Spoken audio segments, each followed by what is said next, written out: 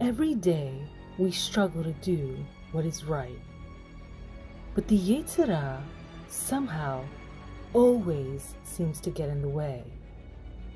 Though there are times when we are successful, we should never let our guard down, as a victory today will not guarantee a victory tomorrow, and a defeat today will not guarantee a defeat tomorrow.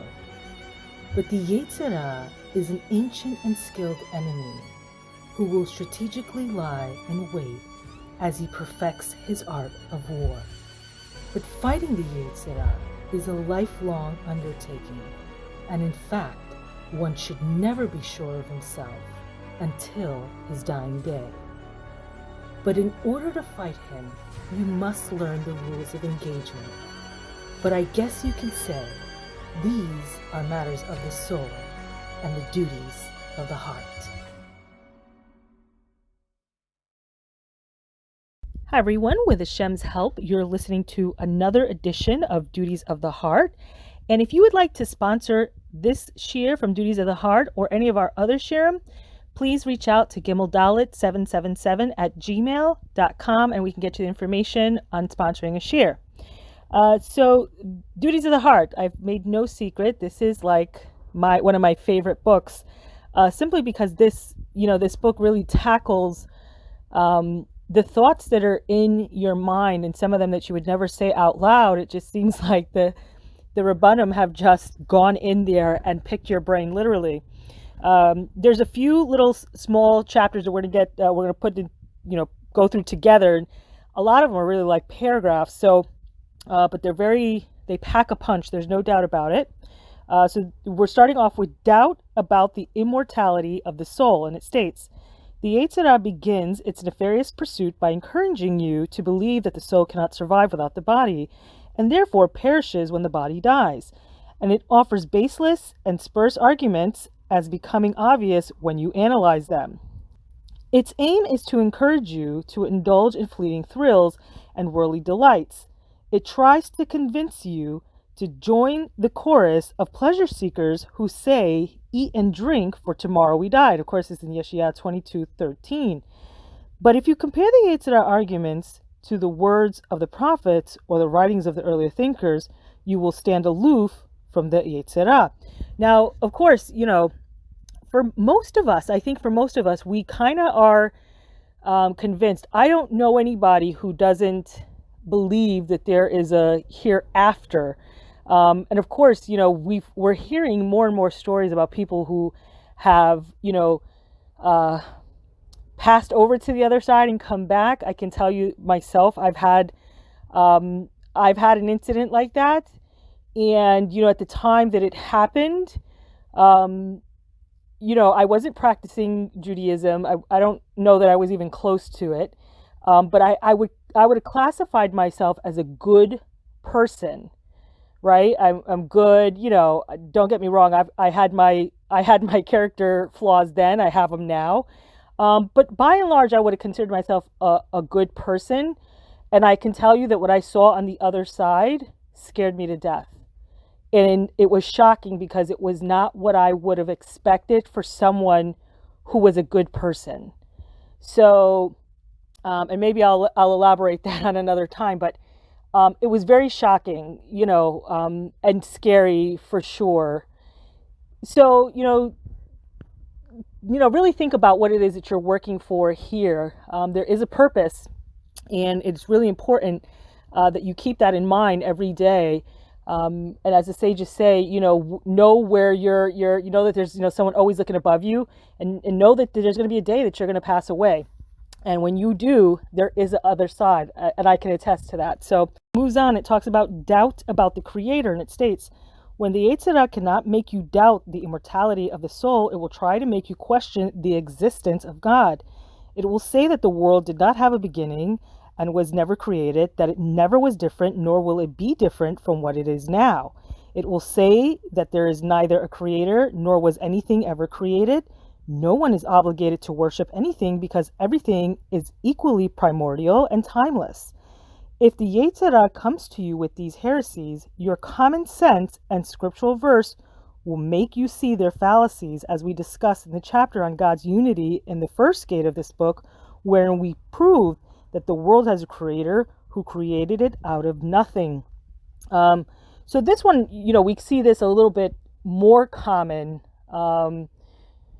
People who really want to challenge, and I love science. If you followed my channel, you will know that I'm fascinated. I mean, I don't know anyone else who studies quantum physics for fun, right? I'm not even getting paid for that. I just study it for fun. And mostly what I find is that quantum physics is usually asking the questions. It's almost like spiritual physics. And it's questioning all these things that you can't see, you can't feel. They themselves often come to the conclusion that Hashem has already said. And, I started, and B'ezrat Hashem, I'll get back to it, but, I started a class on mysteries of the creation, and this is what it was tackling. Very fascinating, very, very fascinating always when science catches up to the Torah. And there's a lot of evidence. Like, it almost seems like you'd have to have more faith to believe that there was not a Hashem, Has v'Shalom, than to actually believe that there's a creator, and it's such an intelligent one. So moving on, we're talking about doubt about God's unity, and it says, when the Yetzer Hara cannot make you doubt the existence of God, it will try to make you stumble with the idea that God has associates, and it will advocate the belief of dualism, or the notion that nature is divine, or the theories of the half-witted astrologers and the like. But when you understand what we explained above in the gate of God's oneness, that God is one and timeless, these fallacies will fall by the wayside. This is something that it's, even, it's funny, even the most, like, people you would think are intelligent, academic intelligence and spiritual intelligence, they really are two different things, right? Because there's a lot of doctors and lawyers and economists, and they're pretty smart people, right? Like, when you hear them, they're just so smart and articulate. But when it comes to the knowledge of Hashem, and really what the reality is, it's really crazy how this is where they get lost. It's like they're getting lost in translation. The idea that there's this intermediary it's almost like it's literally almost as old as Judaism. It's like it's been around, all this. I think, I think the first time we're really hearing about it is with Abraham Avinu, who kind of like walked away from all of that and really was the first one to say, no, there is only one God. So idolatry is something that, it's not anything new. This is like age old, and it's really surprising how easy it is to get into it. I'm not just talking about, I'm just like, you listen to their thought process as to why they believe the way they believe. And you really, like, some of it, if you're not careful, it could really start to make sense, because if you're not learned, this is a big, stumbling block that the Yetzer Hara has, because you start to sympathize and empathize with what, the other person is saying. And because there's these phenomena that'll happen, again, I talk about, this is why I love quantum physics, because you talk about things that you cannot see, touch, or feel. Well, technically you can feel them, because, when you're talking about like auras and energy and things of that nature, there are things that maybe some people will talk about, maybe they will not. But there are things that happen. And when you're not learned, it's very easy, for somebody to come in and fill in those blanks that you are really looking for the answers for. But I always, like, we brought this up in Mysteries of the Creation, and they talked about, going to the actual architect, and Hashem is the architect. And if you want answers to those things, I'm talking about meditation, what's out there in the world, what's not, Hashem is the answer. Like, just stick with the Torah. Hashem is the answer. Stay on that path. It will not steer you wrong. Just stick with it, and Hashem will show you what he has to show you. So moving on, we're talking about doubt about the need to serve God. And it states that when the Yetzer Hara despairs of making you believe these falsehoods, it tries to convince you not to serve the Creator. It tells you it makes sense to serve someone only if your service is needed. Since the Creator doesn't need the service of the people He created, there is no need to serve Him. These doubts will vanish into thin air when you reflect upon God's kindness to you and your obligation to serve Him, as we discussed in the gate of reflection and the gate of service to God.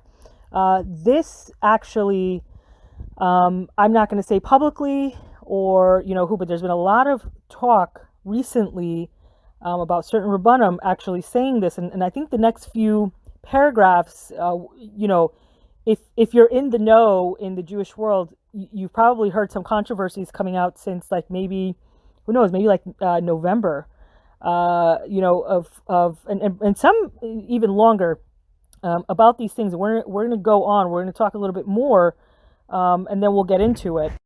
Doubts about the Torah. It says, when the Yetzirah cannot persuade you to stop serving God, it tries to raise uncertainty in your mind about prophecy, the prophets, the truth of the Torah, and whether we must believe it and the fulfillment of its commandments. Let reason be your guide and fight the Yetzirah with the arguments outlined in the gate of service to God, and those doubts will disappear.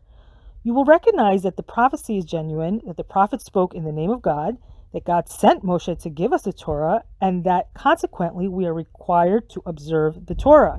So now there's about 2 little chapters I want to finish off, and then we'll conclude for today's lesson. And I'll give a little commentary and my 2 cents about, some of the things, that I've had to digest with these little paragraphs. So it says, doubts about the oral Torah. It says, when the Yetzirah despairs of misleading you regarding the written law, it will try to raise misgivings about the oral Torah. It will tell you that while the mitzvot dictated by reason and those written in the Torah are true, what the sages said is neither important nor binding, but we know the oral Torah is indispensable for the proper understanding of all mitzvot, whether they are based on reason or in scriptural text.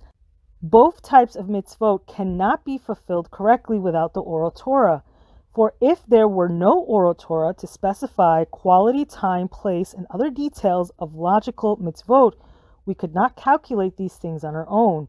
The same is true of scriptural mitzvot. We could not understand them without an explanation. As our sages said, the Torah is expounded through 13 rules.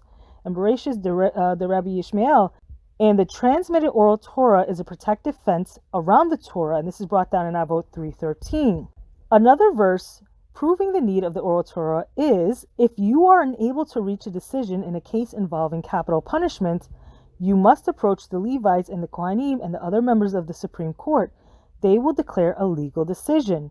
You must do as they tell you, and this is brought down in Devarim 17:8-10, and it says, and any man who rebels and refuses to listen to the Kohen must be put to death.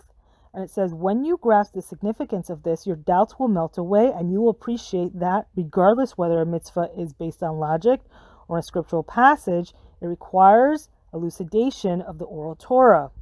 So I got to tell you, back in my days of ignorance, for sure, I grew up in Christianity, and we were brought up that if it's not written in the Old or the New Testament, it's like no good. And I got to tell you that Hashem has really, really, really straightened me out on that. And I'm sure the sages had a lot to say about that as well. Thinking back, it's almost like I can't believe that I really thought that, there are certain scriptures, even just at face value. When you're talking about, slaughtering, animals, as I've shown you on the mountain, there's no other explanation, anywhere in the Torah about doing that. When you talk about observing Shabbat, right? Shabbat, that is a mitzvot that carries a death penalty, and there's no explanation on how to keep it. Now, today, I'm like, wow, yeah, okay. Of course there must be an oral Torah, right? It just makes perfect sense. But for whatever reason, I don't know if I was just spiritually blind, I just never, nope. And it's like I never even asked those questions. And today it's almost like, are you kidding me? How can you not see that? Like, how can you not, how can the creator of the universe give you a death penalty mitzvot and not tell you how to do it? It just makes no sense. So, I think, these are all part of the growing pains of getting into the Torah. So I want to finish off with this last paragraph, because this topic that I'm about to bring up right now, this is one of the other things that are really making big, waves. And this is about doubt about reward and punishment. And of course, we know there's been a lot of talk about, some people who say, you're not going to really be punished and this, that, and the other. And, there's plenty of commentary and teaching out there from the sages. And it's, what really blows my mind is that it's hard to believe that there was a time that all Jews, like, they were all on one page when it comes to what they believe. Like, there wasn't all this mishigas and stuyot about, did the Torah really say that? Did they really mean that? There's 70 ways to interpret. It's just weird how everybody was on the same page, everybody understood the same Torah, and all of a sudden we're having a problem. So this is like, one of those subjects very controversial, and that's of reward and punishment. And it states, next the Yetzer Hara will try to make you doubt the principle of reward and punishment. It will begin by telling you that your life is unfair. If there were proper reward and punishment in this world, the wicked would not prosper and the righteous would not suffer, as we discussed in the fourth gate of this book, the gate of trust in God. But one reason shows you how divine justice operates. Your doubts will fade away and you will no longer be confused. When the Yetzer Hara loses hope of capturing you with these ploys, it resorts to making you doubt reward and punishment in the world to come.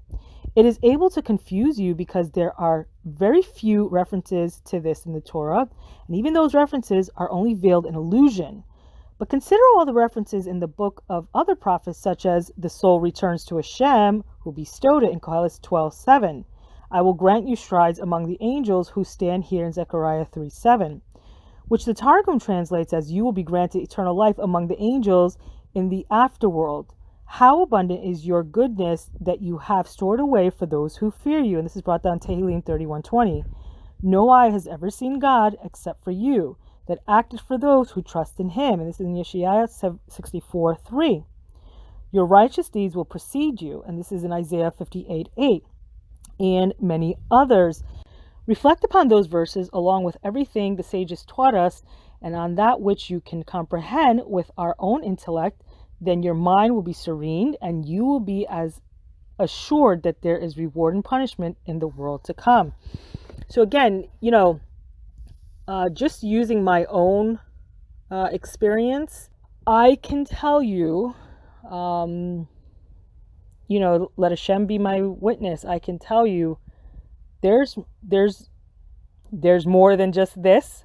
That's one. And what I will tell you, and I'm saying this as a warning to you, if you're listening to this, take it as a warning. Gather as much light as you can. When you leave to the other side, you're going to need it. You really are going to need it. I'll add one more verse to what the Rav said, and there's a great passage in the Tehillim, and it says, God amongst my helpers. And the question is, who are these helpers? Because when you go to judgment, there is no one that can come in with you, right? So that girl who, or guy or whoever it is that gave you all these bright ideas about, let's do this. It sounds like a great idea and there's no reward and there's no punishment. So let's just do it. Eat, drink, for tomorrow we die. Just know that person is not going to be with you, but the helper that is going to be with you is your mitzvot. And I'm telling you, being a good person isn't enough.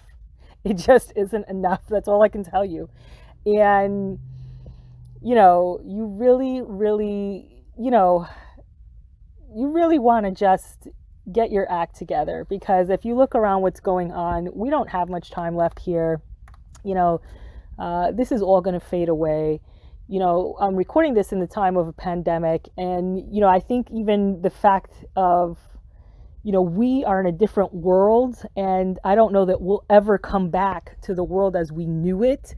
We have crossed the Rubicon and there's no going back. So you really want to be cognizant of the time and the times that we are in. And so I hope that Hashem will help not only myself, but really all Klal Yisrael and all those who are looking to join Klal Yisrael, really to get on the straight and narrow. Because it's time. I mean, we don't have any of the time like the present. and there's no guarantee of tomorrow, and there's no guarantee that you'll come back in a Gilgul. So, that's it for today, and I hope we'll all be together again soon. B'ezrat Hashem. You can follow this series, Duties of the Heart, on YouTube at Gimel Dalet 777. Click subscribe to be notified of upcoming share.